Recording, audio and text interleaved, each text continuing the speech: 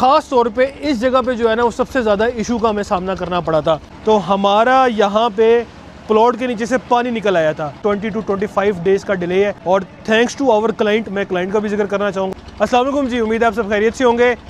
आपने हमारी इस साइट के मुतालिक तो वीडियो देख रही होगी जिसमें हमने वाटर प्रूफिंग के मुतालिक बताया, लेकिन इस साइट पे एक बहुत अनोखी चीज़, एक अनऑर्थोडॉक्स टाइप चीज़ हुई है। वो ये हुई है कि जब हमने प्लॉट की खुदाई की थी, इस पूरे प्लॉट की, ये बेसमेंट में हम मौजूद हैं। अगर कैमरामैन इसको 360 दिखाए तो इस टाइम पे पूरे प्लॉट की जो हमने खुदाई की थी, तो हमारा यहाँ पे प्लॉट के नीचे से पानी निकल आया था। इनिशियल ऑब्जर्वेशन ये थी कि शायद वो ग्राउंड वाटर टेबल है, बट जो सॉइल टेस्ट रिपोर्ट थी उसमें ग्राउंड वाटर टेबल जो है वो नहीं था। उसमें ग्राउंड वाटर टेबल 30 फीट तक, 40 फीट तक जहाँ तक आपका बोर जाता है, तो वो इनकाउंटर हुआ था कि ग्राउंड वाटर टेबल नहीं है, इट्स अ परकोलेशन वाटर, यानी ऐसा वाटर कि कोई चश्मा होगा या ऐसा वाटर कि कोई कन्फाइंड वाटर होगा कोई थोड़ी सी जगह पे, वो निकल आया है। ठीक है, चूँकि पीछे यहाँ पे मरी के पहाड़ है, इस टाइम मैं PN नेवल फॉर्म इस्लामाबाद में मौजूद हूँ, तो ये पीछे बिल्कुल हिली एरिया है। This is the last plot जहाँ पे हम मौजूद हैं। ऊपर जाके भी आपको दिखाएंगे, आप हमारी वीडियोस पे देखिएगा। तो पीछे बिल्कुल पहाड़ है और वहाँ से एक बरसाती नाला भी आता है और ट्रेडिशनली पता नहीं कई 100 सालों से वो आ रहा है। तो it was expected, it was predicted कि हो सकता है कि यहाँ पे कोई कन्फाइंड वाटर होगा, कोई छोटी जगह पे पानी कन्फाइन होगा जो कि निकल रहा है, जो कि आप वीडियोस पे हमारे देख भी सकते होंगे। तो जब हमने खुदाई की तो वो पानी निकला, हमने उसके बाद उसको एक्सकेवेटर से डीप खुदाई करके भी देखा तो वो साइडों से भी पानी आ रहा था। ठीक है, 2-3 मसाइल का हमें सामना करना पड़ा इस बेसमेंट में। इसके अलावा इस प्लॉट की दूसरी बेसमेंट भी है जहाँ पे अभी काम हो रहा है, आपको शायद आवाज़ भी आ रही होगी, मिक्सर मशीन लगी हुई है। तो हमें यहाँ पे जो इस मसले का जब सामना करना पड़ा तो उसकी वजह से प्रोजेक्ट डिलेज भी आए, उसकी वजह से कोई टेक्निकली इश्यूज़ भी क्रिएट हुए, बट अल्हम्दुलिल्लाह से इस वक्त जो मैं वीडियो बना रहा हूँ, हमने वो सारे चैलेंजेस को अल्हम्दुलिल्लाह से जो है वो कवर कर लिया है। हुआ क्या था, हुआ यही था कि वो पानी निकल आया जब खुदाई की। एक्सकेवेटर ने जब अपना पंजा मारता, एक्सकेवेटर जब उसने एक्सकेवेटर मारा तो वो पानी ख़त्म हो जाता था, फिर साइडों से पानी आ जाता था। ख़ास तौर पे ये जो हमारी सेप्टिक टैंक है और वो जो हमारा लिफ्ट पिट है, अगर कैमरामैन इसको घुमा के दिखाए आपको पूरा उधर दिखाएगा, लिफ्ट पिट की तरफ उधर लेके जाएं, उस लिफ्ट पिट पे और इसके अलावा ख़ास तौर पे इस जगह पे जो है ना वो सबसे ज़्यादा इशू का हमें सामना करना पड़ा था। ये हमारा सेप्टिक टैंक था। हमने ये जो हमारा इस टाइम पे लेवल मौजूद है, इससे हमने इसको 3 से 4 फीट नीचे लेके जाना था। तो यहाँ पे जो पानी है ना, वो मज़े की बात ये, अगर कैमरामैन आगे लेके आए तो मैं आपको दिखाऊंगा कि पानी ना इसका साइडों से आ रहा था।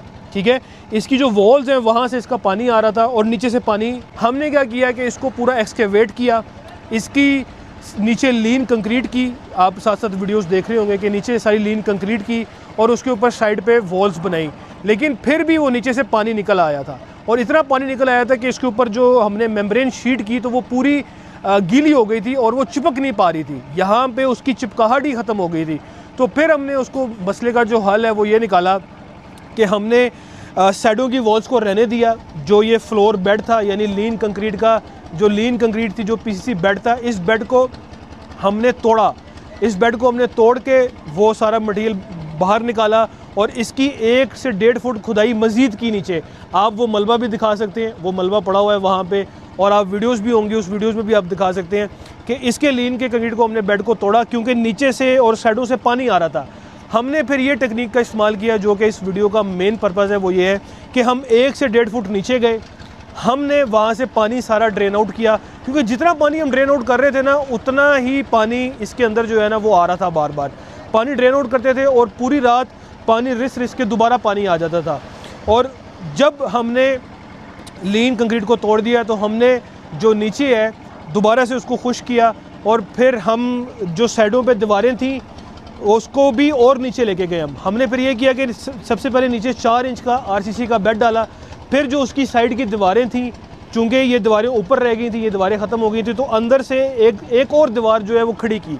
आप वीडियो में देख रहे होंगे कि अंदर से एक दीवार और जो है वो हमने खड़ी की और वो दीवार अंदर से खड़ी हुई है और उसको भी हमने कंक्रीट किया। उसके ऊपर पर हमने चिप्स का प्लास्टर किया। ना सिर्फ हमने उसके ऊपर चिप्स का प्लास्टर किया बल्कि उसके ऊपर फिर हमने, आप देख रहे होंगे कि गर्म करके लुक भी लगाई। और गर्म करके लुक लगाई और उसके बाद फिर उसकी पूरी दीवारें जो है वो हमने कंक्रीट कर दी। ठीक है, तो ये एक पूरा प्रोसीजर था। हो सकता है आप इस वीडियो में समझ ना पाए हो, लेकिन मैंने कोशिश की है कि इसको सादा अल्फाज में बयान करूं। फर्श को तोड़ा, कंक्रीट तोड़ी, 1.5 फुट नीचे गए और उसके ऊपर 4 इंच का बेड डाला, साइडों पे आरसीसी की दोबारा वॉल खड़ी की क्योंकि ये ब्रिक वर्क की वॉल थी, और उस वॉल को दोबारा ऊपर लेके आए, उसमें दोबारा से लुक लगाई और ये इंश्योर किया कि एक जो पूरी सरफेस बनती है ये पूरी वाटरप्रूफ हो जाए। क्योंकि हो या रहा था कि कभी साइड से पानी आ रहा है, कभी इधर से पानी आ रहा है, कभी सेंटर से पानी आ रहा है। तो इस पानी का जो हल है वो हमने इस तरह निकाला और इस टाइम पे आप देख सकते हैं कि दोबारा लुक लगाई, शॉपर डाला और उसके ऊपर हमने एक और शॉपर डाला हुआ है ताकि हम इसको प्रोटेक्ट कर सकें। तो इस टाइम पे अल्हम्दुलिल्लाह से आप देख सकते हैं कि कहीं भी पानी या मॉइस्चर आपको नज़र नहीं आ रहा। अब हम ये करेंगे कि हमारा स्टील रेडी है, ये इस स्टील को हम उठा के इसमें डालेंगे और इसको कंक्रीट का बेड बनाएंगे और फिर इसकी रिटेनिंग वॉल्स को खड़ा करेंगे। तो that's how we solve this problem. और थैंक्स टू आवर क्लाइंट, मैं क्लाइंट का भी जिक्र करना चाहूँगा, ऑब्वियसली नाम हम नहीं लेते कभी भी वीडियो पे, तो उन्होंने भी हमें इसमें काफ़ी हेल्प आउट किया। उनको भी ये कि काफ़ी चूँकि प्रोजेक्ट में डिलेज थे तो उन्होंने भी हमें हेल्प आउट किया, हमें इनकरेज किया, और ख़ास तौर पे जो कंसल्टेंट हैं उन्होंने भी हमें इनकरेज किया। हमने ये एक्सपेरिमेंट किया, इट टुक टाइम।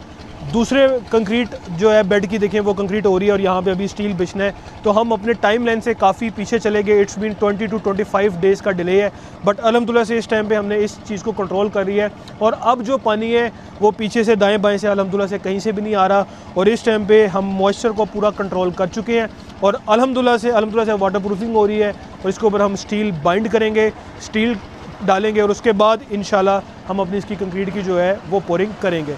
तो उम्मीद है आपको ये वीडियो पसंद आई होगी। इस तरह की मज़ीद टेक्निकल वीडियोस देखने के लिए हमारे चैनल को लाइक, सब्सक्राइब और शेयर कीजिएगा। अल्लाह हाफ़िज़।